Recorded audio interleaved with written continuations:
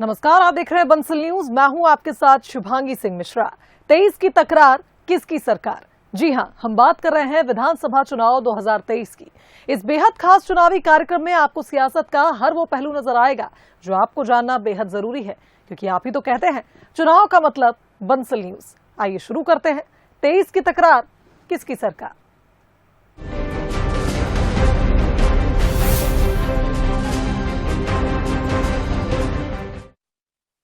सबसे पहले बात करेंगे इलेक्शन टुडे की, जिसमें आज की खबर है फेस जिताएंगे रेस। मध्य प्रदेश का मुकाबला शिवराज बनाम कमलनाथ के बीच होगा। बीजेपी और कांग्रेस के नेता के बयान के बाद यह तस्वीर साफ भी हो गई है और बीजेपी की तरफ से सीएम शिवराज सिंह चौहान मैदान में नजर आएंगे, तो वहीं कांग्रेस की ओर से कमलनाथ का चेहरा होगा। जाहिर है कि दोनों ही दल इन नेताओं की अहमियत को अच्छे से समझ रहे हैं। शिवराज जी के नेतृत्व में अगला चुनाव लड़ेंगे। हमारे एक ही चेहरा है, कमलनाथ। यूं तो ये पहले से ही तय था कि मुकाबला शिवराज और कमलनाथ के चेहरों के बीच ही होना है, लेकिन दिग्विजय सिंह और कैलाश विजयवर्गीय के मुंह से ये बातें सुनने के बाद शायद अब कोई सवाल नहीं बचा है। बीजेपी की तरफ से जहां सीएम शिवराज सिंह चौहान कमान संभालेंगे, तो दूसरी तरफ कांग्रेस की बागडोर कमलनाथ के हाथों में होगी। यानी 2023 का मुकाबला बेहद ही रोचक होने वाला है। जाहिर है बीजेपी के लिए मुख्यमंत्री शिवराज सिंह चौहान का चेहरा बेहद अहम है। पार्टी ये मैसेज देने की कोशिश भी कर रही है और शिवराज सिंह चौहान की मामा और भाई वाली छवि का मुकाबला कांग्रेस के लिए आसान नहीं होगा। हमारे यहाँ इस तरह की चर्चा ही नहीं। शिवराज जी के नेतृत्व में अगला चुनाव लड़ेंगे, पर हाँ, अखबार में जब सुबह देखते हैं तो खबर पढ़ते हैं कि हम भी मुख्यमंत्री बन सकते हैं कभी। ऐसा कुछ भी नहीं। भारतीय जनता पार्टी ने तय किया है कि शिवराज जी के नेतृत्व में चुनाव लड़ेगा। बीजेपी के लिए मुख्यमंत्री शिवराज सिंह चौहान की अहमियत किसी से छिपी नहीं है। वही बात अगर कांग्रेस की जाए तो कमलनाथ ही कांग्रेस का सीएम फेस होंगे। उनके समर्थकों ने कई बार पोस्टर बैनर के जरिए ये बताने की कोशिश भी की। पूर्व मुख्यमंत्री दिग्विजय सिंह ने भी ये साफ किया कि कांग्रेस के पास सीएम पद के लिए एक ही चेहरा है और वो कमलनाथ है। कैसे हम लोग भाजपा को हरा सके और भाजपा की जो कारगुजारियां रही हैं और यहाँ के क्षेत्रीय विधायक जी ने किस तरह से यहाँ को लूटा है जनता को, और सरकार किस तरह से लूट रही है, उस पर हम लोग चर्चा करेंगे। सरकार बनाने के लिए हमको चाहिए 116 और उससे ज्यादा ही हमको मिलेंगे। मुख्यमंत्री का चेहरा युवा होगा या फिर हमारे एक ही चेहरा है, कमलनाथ। विधानसभा चुनाव में शिवराज सिंह चौहान और कमलनाथ आमने सामने होंगे और जैसे जैसे चुनाव नजदीक आ रहे हैं, इसकी झलक भी दिखने लगी है। एक तरफ सीएम शिवराज कमलनाथ से सवाल पर सवाल पूछ रहे हैं, तो दूसरी तरफ कमलनाथ अपने हर एक भाषण में शिवराज सिंह चौहान को निशाने पर ले रहे हैं।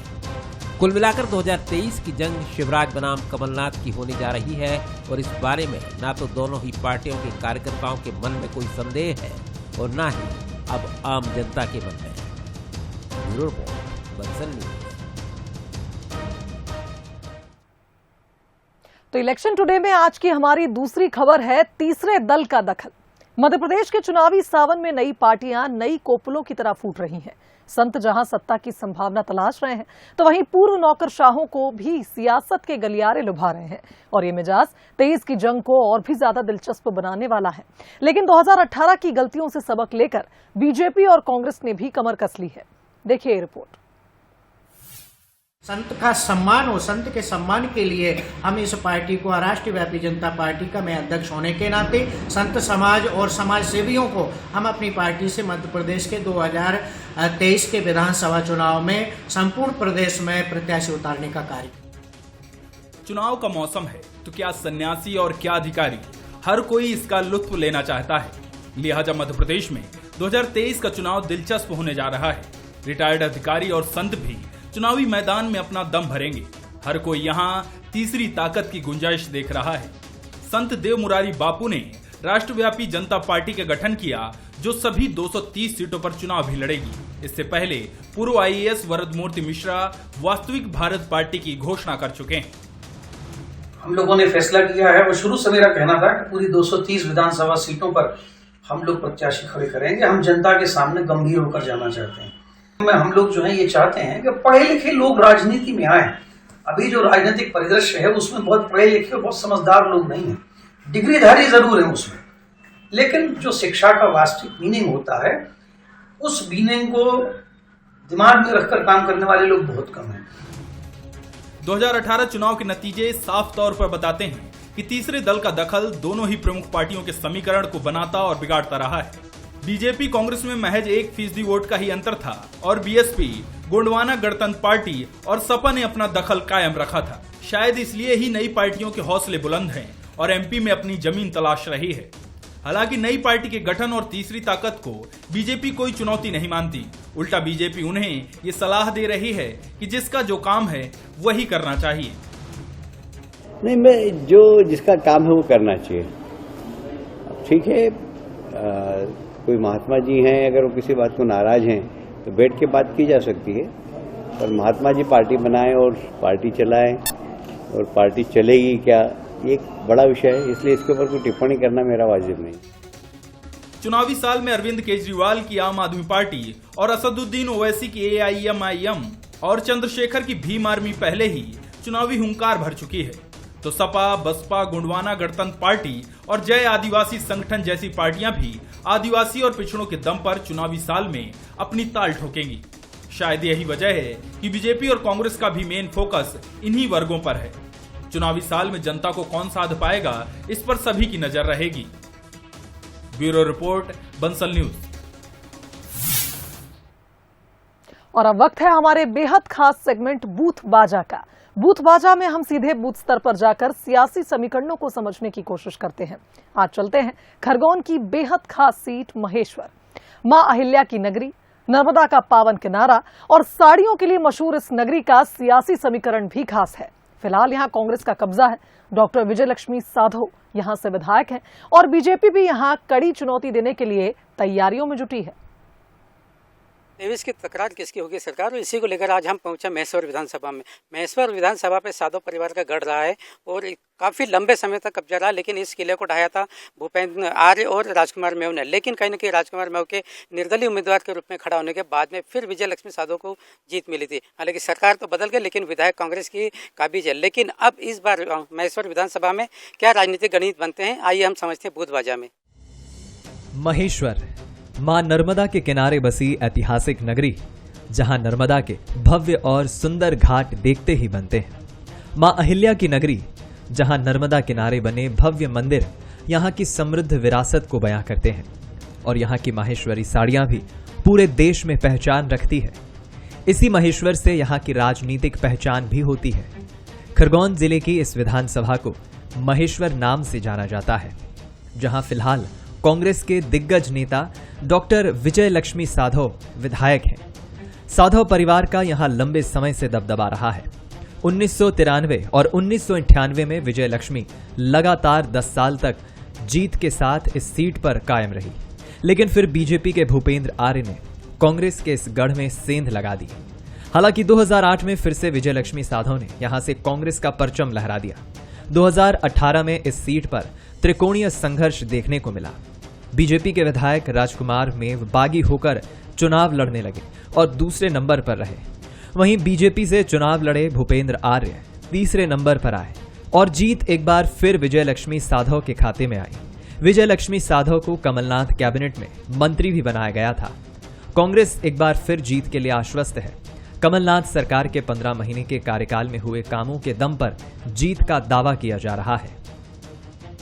जो 15 महीने में जो कमलनाथ जी ने जो काम किए थे वो इन लोगों ने 20 साल में काम नहीं कर पाया क्या मध्य प्रदेश में। और जिस प्रकार से कमलनाथ की खासी सरकार जो चलने वाली थी उसको सरकार को गिरा कर इन्होंने विधायकों को खरीद कर और बिना वचन पत्र की सरकार जो बैठी हुई है, जैसे माननीय कमलनाथ जी की जैसे सरकार अभी नेतृत्व में बनी तो वो 2 लाख का कर्जा जो डिफाल्टर है उनका पुनः माफ कर दिया जाएगा। और मुद्दा हमारा ही रहेगा 500 की गैस टंकी जो है उज्ज्वला, उसको 500 रुपये हम लोग करने की बात कही है हमारे वचन पत्र में। बीजेपी महेश्वर को अपने खाते में करने के लिए पूरी रणनीति के साथ काम कर रही है। दिग्गज नेता रणनीति बनाने में जुटे हैं।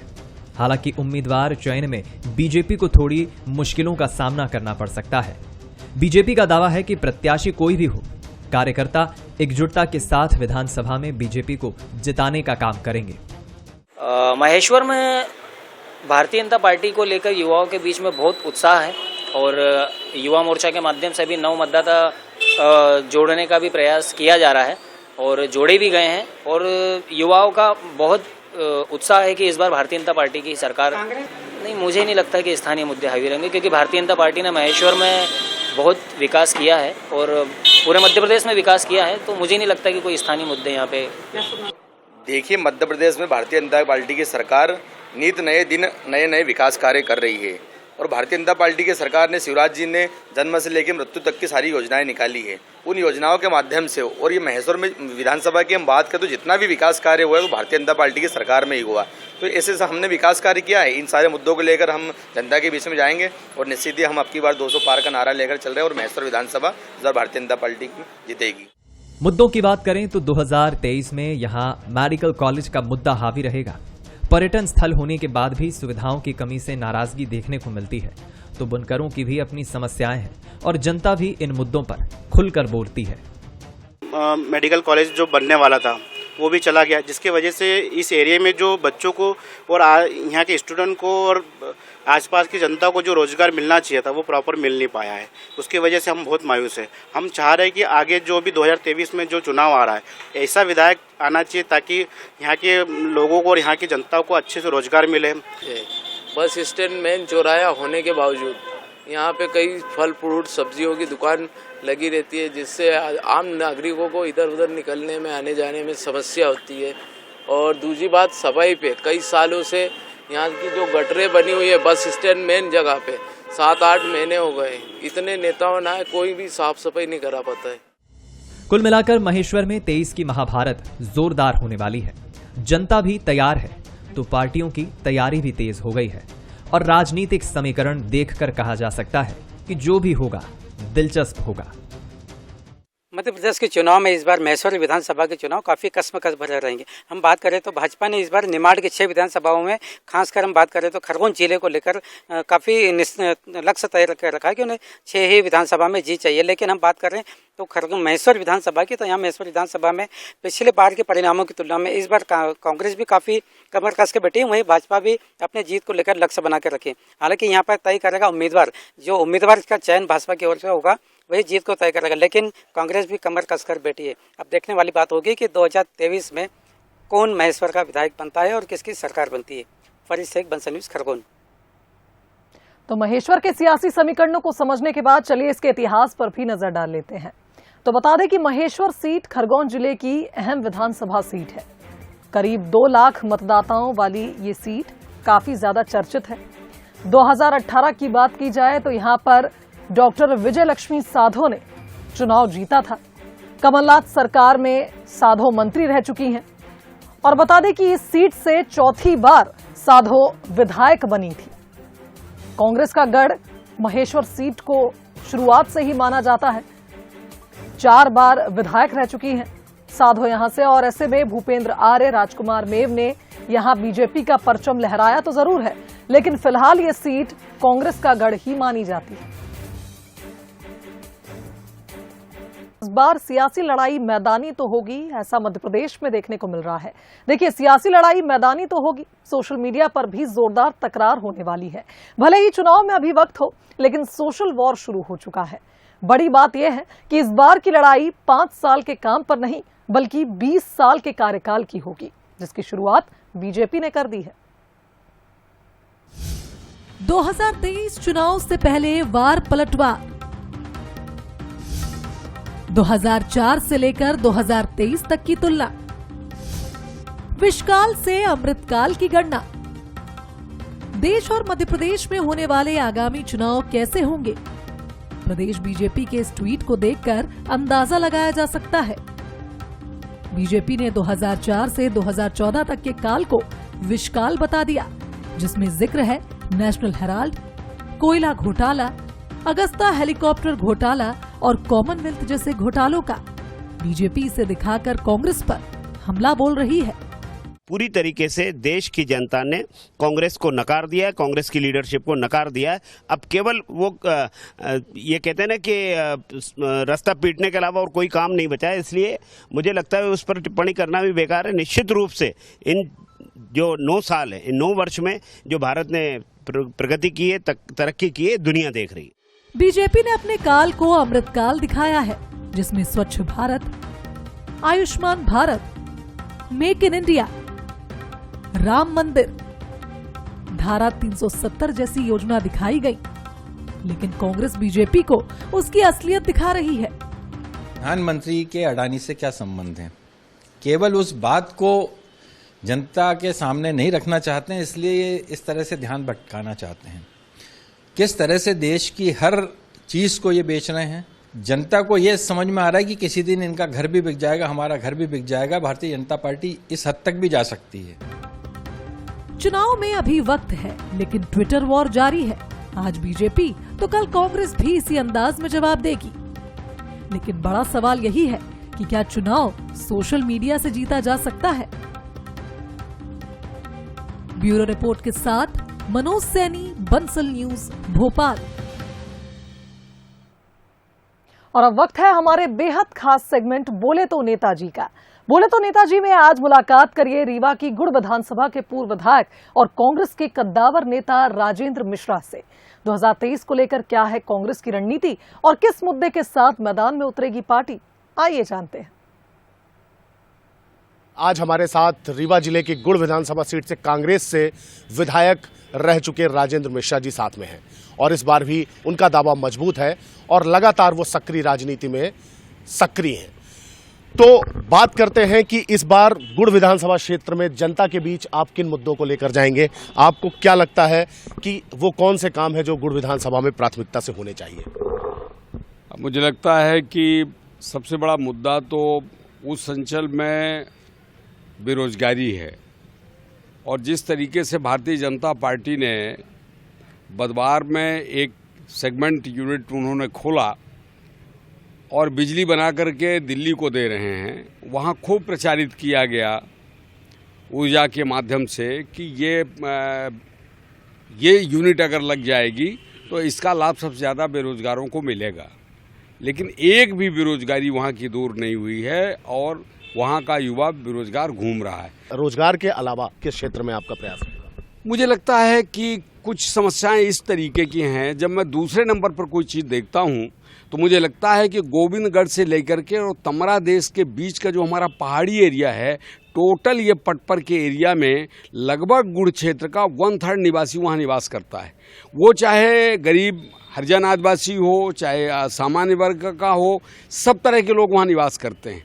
लेकिन आज उनके रहने की, आज शिक्षा की, स्वास्थ्य की, इस तरीके की कोई वहाँ उनको निजात नहीं है और लोग उसमें जूझ रहे हैं। कांग्रेस पार्टी ने इन्हें टिकट दिया और जनता ने इन्हें अपना जनादेश दिया, तो 5 प्रमुख कार्य हैं जो शिक्षा, रोजगार, पानी और बिजली की समस्या है और आवारा पशुओं की, उसके लिए विशेष तौर पर काम करेंगे। कैमरा पर्सन आशुतोष चंदिल के साथ अंचल शुक्ला, बंसल न्यूज, गुड़। और अब वक्त है चुनावी जायका लेने का।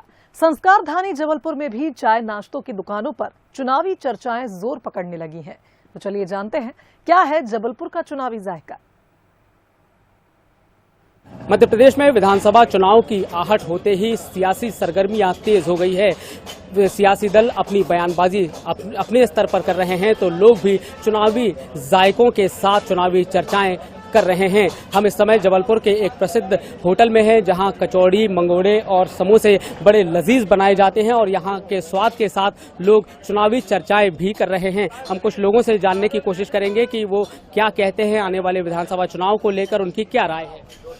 राय तो अपनी यही है भैया कि जबलपुर में बीजेपी का काम बहुत अच्छा चल रहा है और बहुत ही सराहनीय काम है। हम लोग यहाँ पे द्वारका स्वीट रोज आते हैं, यहीं पे बैठ के बातचीत होती है और बहुत ही अच्छा काम है मोदी जी का।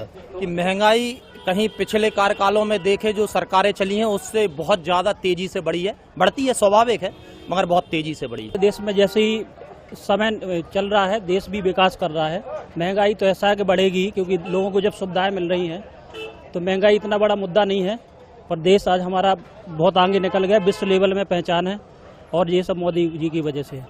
भाई जनप्रतिनिधियों में यहाँ पर क्वालिटी तो बहुत अच्छी है और कार्यकाल की अगर बात की जाए तो काम भी 19-20 अच्छा ही चल रहा है। सफाई का कार्य हो या रोड का कार्य हो, लगातार प्रगतिशील वर्क यहाँ पर काम चल रहा है। लेकिन जो महंगाई तो अपन रोक नहीं सकते हैं, लेकिन प्रत्येक व्यक्ति की आवश्यकताओं की जरूरतों के हिसाब से उसका सोर्स ऑफ इनकम के लिए कोई आय के साधन यहाँ पर जनप्रतिनिधियों को सोचना चाहिए कि व्यक्ति उनके साथ जुड़े और एक आय के साधन निर्मित हों। आपसे जानना चाहेंगे कि आने वाले चुनाव में मध्य प्रदेश में चुनाव होने वाले हैं, किस प्रकार के मुद्दे हो सकते हैं आप? जनसंपर्क अधिकारियों के संपर्क में जनता फोन करती रहती है, सफाई व्यवस्था नहीं है।